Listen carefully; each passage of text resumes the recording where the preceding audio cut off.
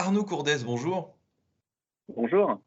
Alors si je vous demande là, à chaud, de me citer un jouet, un objet, une Madeleine de Proust, disons-le, de votre enfance, voilà, qui vous vient en tête là tout de suite, ce fameux jouet que vous aimiez tant ou cet objet fétiche, vous me répondez quoi? Waouh, pas facile. Pas facile. Comme ça, direct, il me met en tête un vélo rouge. Un vélo rouge que j'avais commandé par correspondance et je me rappelle qu'il avait mis des mois à arriver. Et en fait, justement, ces mois que j'avais attendu pour l'avoir m'avaient fait vachement de bien, en fait. Et du coup, j'avais encore plus apprécié. Après, c'était une forme de liberté parce que voilà, j'aime beaucoup la liberté pour pouvoir voyager.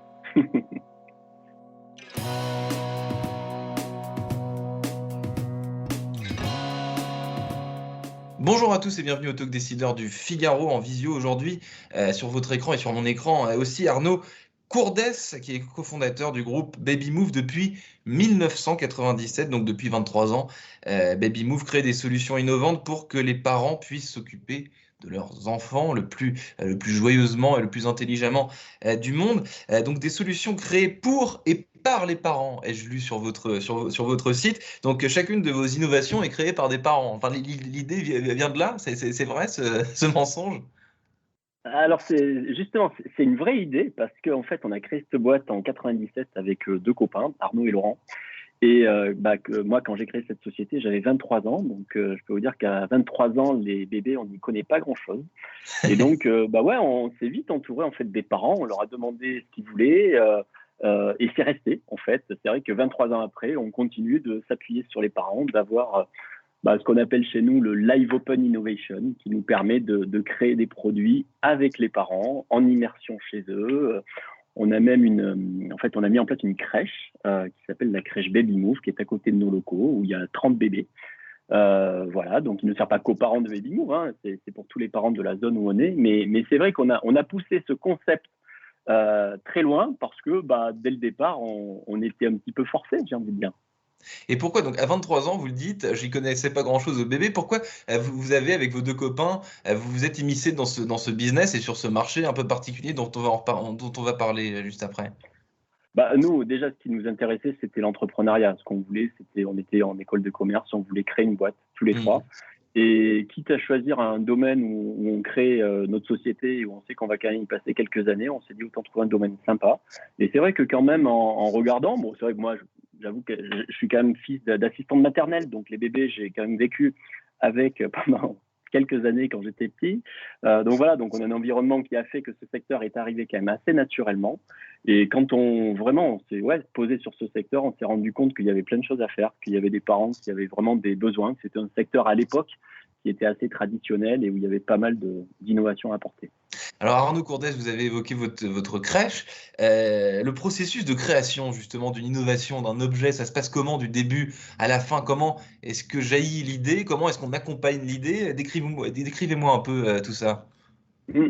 En fait, c'est vrai que c'est un processus long, hein. Créer un produit de puériculture, ça peut prendre entre 18 et 36 mois, j'ai envie de dire. Donc ça met du temps, et oui, et ça part des besoins des parents. Donc oui, on fait des phases d'immersion chez les parents.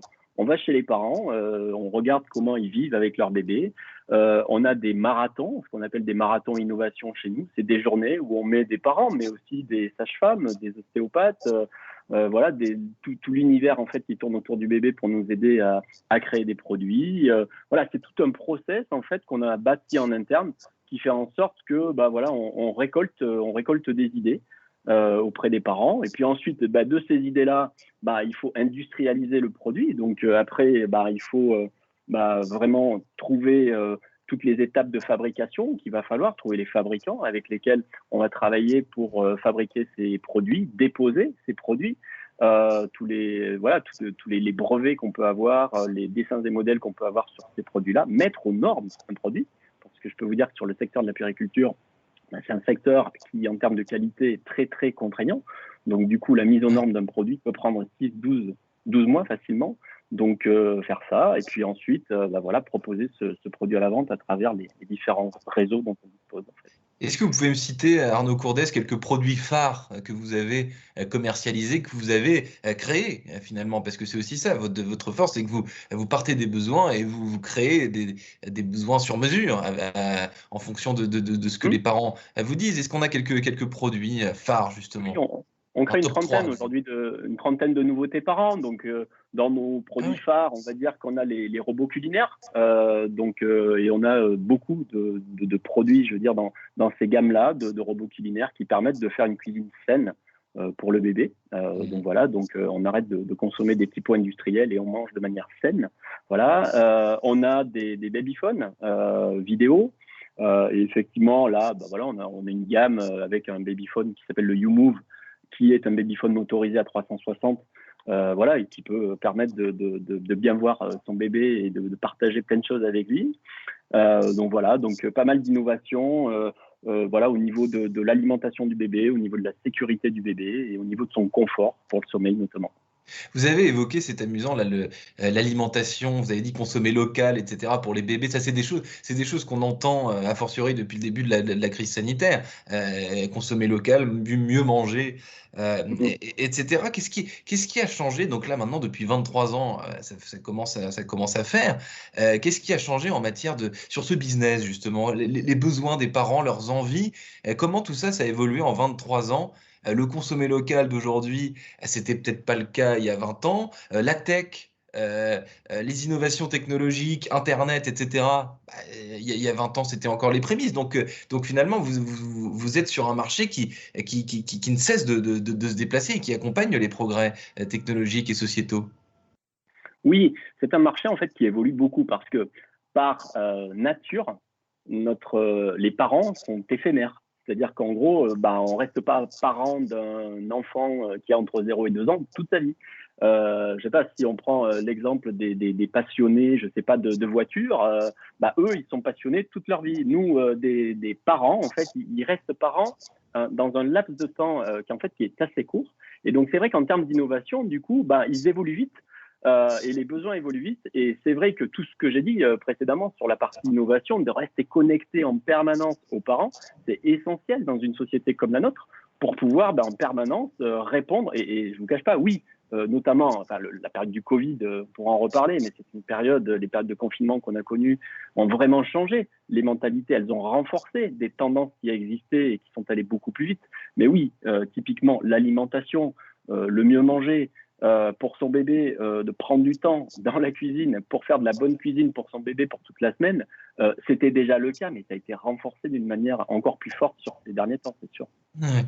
Donc ça, c'est quelque chose sur lesquels vous concentrez parce que pendant les crises, donc a fortiori pendant cette crise sanitaire, généralement, c'est un moment de réflexion. Les habitudes changent, on prend le temps de réfléchir donc à consommer local, etc., ce dont on vient de parler, mais pas que. Est-ce que pour vous, cette crise sanitaire, ça a été le moment avec vos, je crois que vous êtes trois cofondateurs, Mmh. 3 DG, est-ce que ça a été un moment d'inspiration qui vous a fait réaliser certaines choses?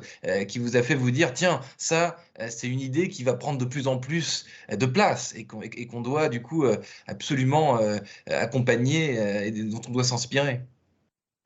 Bah, cette période, cette année 2020, ça a été une année, oui, exceptionnelle parce que il a fallu à la fois gérer le temps court, le temps du quotidien, le temps de la journée, le temps où il faut tous les jours se remettre en cause et gérer ces moments voilà, qui sont exceptionnels, et à la fois avoir l'œil sur la stratégie, parce que oui, il fallait aussi se voir pour actualiser la stratégie, parce qu'on sait qu'il y a des choses, des axes stratégiques en fait qu'on avait prévus qui se sont renforcés dans ce temps-là et qu'il fallait un petit peu modifier et adapter, ouais, c'est certain. Mhm. Donc là, ouais, c'est vrai qu'il y a eu ce temps entre voilà la gestion d'un temps long et la gestion d'un temps court qui était hyper Mhm. important sur cette année 2020, ouais.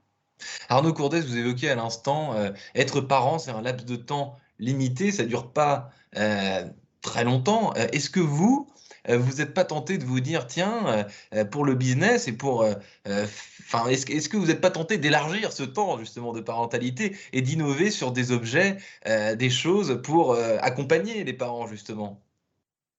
Non, pas vraiment. En fait, on s'est toujours dit qu'on voulait rester dans ce temps court. On préfère être très bon dans ce temps court Ouais. plutôt qu'être moyen dans un temps plus long. Et je vous cache pas que voilà, être entrepreneur, c'est aussi avoir des réussites mais des échecs. Et chaque fois qu'on est sorti en fait de ce temps-là, on a essayé de faire des jouets à un moment qui étaient pour des enfants plus grands. Enfin, ça a toujours été très dur et c'était plutôt un échec en fait. D'accord. Est-ce que vous ne trouvez pas, justement, sur ce business très spécifique, hein, qu'on vient de décrire, sur ce marché, qui a une tendance aussi, je trouve, qui va peut-être s'arrêter, de suréquipement des bébés? C'est-à-dire que on fait miroiter aux parents, comment dire, que l'indispensable est à bout de main. On essaie de rendre indispensable des produits, on essaie de leur dire ça va vous changer la vie, etc. Est-ce qu'il n'y a pas aujourd'hui trop d'offres comparé à la demande réelle? Parce que les choses indispensables pour un bébé, c'est tout de même une notion assez relative, quoi. Oui, alors ça, c'était vrai il y a quelque temps, mais c'est plus vrai. Enfin, les parents, voilà, ils sont pas naïfs, ils sont, Ouais. voilà, ils font vraiment, ils sont très libres en fait. Et je pense qu'effectivement, c'est eux qui nous portent quand même. Et on peut pas les contraindre à acheter des produits ou quoi que ce soit. Donc, je pense qu'il faut vraiment les suivre, travailler avec eux. Enfin, comme vous disiez, il y a plein de nouvelles tendances. Nous, on a lancé voilà, en interne, on a lancé depuis 2 ans maintenant un projet qui s'appelle le Green Move. Le Green Move, vraiment, c'est voilà, c'est cette tendance de consommer d'une manière beaucoup plus responsable.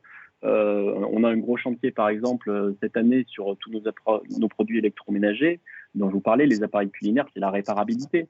Donc on est en train de voilà de travailler et voilà et beaucoup de nos produits seront bientôt réparables. Hmm. Mais ça c'est pas quelque chose qu'on va pousser auprès des parents. C'est eux qui disent qui veulent que ce soit comme ça. Donc on est plutôt en réaction. Voilà ce temps où on pouvait pousser, j'ai envie de dire quand on était une jeune start-up, c'est un peu ce qu'on croyait. Mais je peux vous dire que c'est pas du tout le cas. Merci infiniment, Arnaud Courdès, d'avoir répondu à mes questions pour le Talk Décideur du Figaro, donc cofondateur de Baby Move depuis 23 ans. Je vous souhaite une excellente journée. Je vous remercie infiniment encore une fois d'avoir répondu à mes questions pour le Talk Décideur du Figaro. À très bientôt. Merci.